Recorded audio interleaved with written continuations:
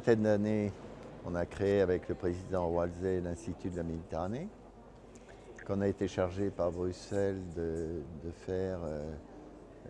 construire le réseau des instituts économiques de la Méditerranée, qui est financé par Bruxelles, qui aide la Commission européenne à définir sa stratégie.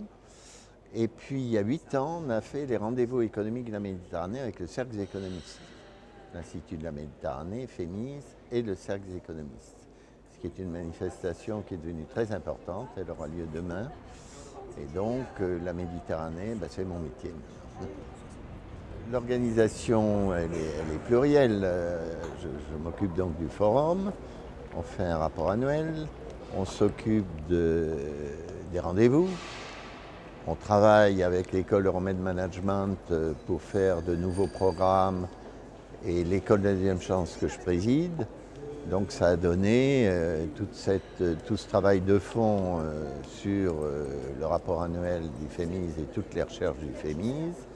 Et ça a donné le réseau des écoles Nouvelle Chance qu'on va faire avec le Sud, avec l'école de la deuxième chance de Marseille, le réseau méditerranéen des écoles d'ingénieurs, des écoles de commerce.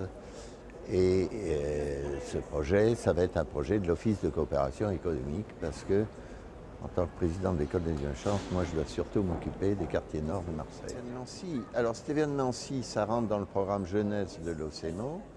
Et pour développer tous ces projets, notamment les réseaux des écoles Nouvelle Chance qu'on va faire avec l'OCP au Maroc, qu'on va faire dans 6 pays, on va faire des écoles dans 6 pays, on s'est dit qu'il fallait une enquête très bien faite qui mette en évidence la situation concrète des jeunes, leurs attentes et leurs conditions de vie familiales.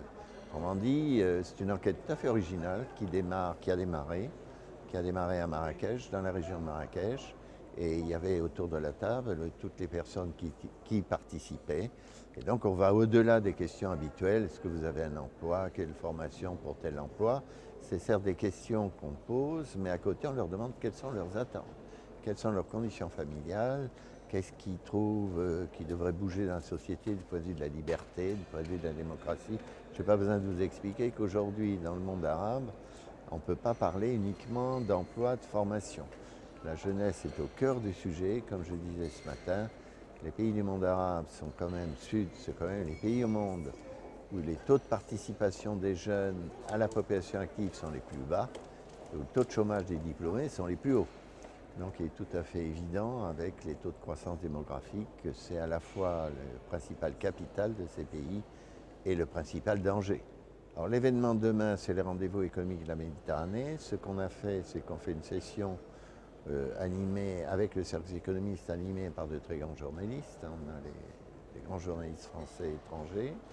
Et l'idée, c'est de faire parler les gouvernants du printemps arabe, les pouvoirs en place, leur dire ce qu'ils font, etc. De faire apprécier par des économistes et d'autres participants la réalité des déclarations de politique générale. Hein. Bon, il y a une déclaration de politique. Vous savez, quand un Premier ministre s'installe, il y a une déclaration de politique générale. On a eu la nôtre il n'y a pas longtemps.